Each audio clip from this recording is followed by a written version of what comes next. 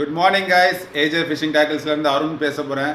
இன்றைக்கி நம்ம எந்த லூரை பற்றி பார்க்க போகிறோம்னு சொன்னோன்னா, ஒரு ஜாப்பனீஸ் பிராண்டு பாருங்கள், சசிரேயா அப்படின்ற ஒரு பிராண்டு தான் இது.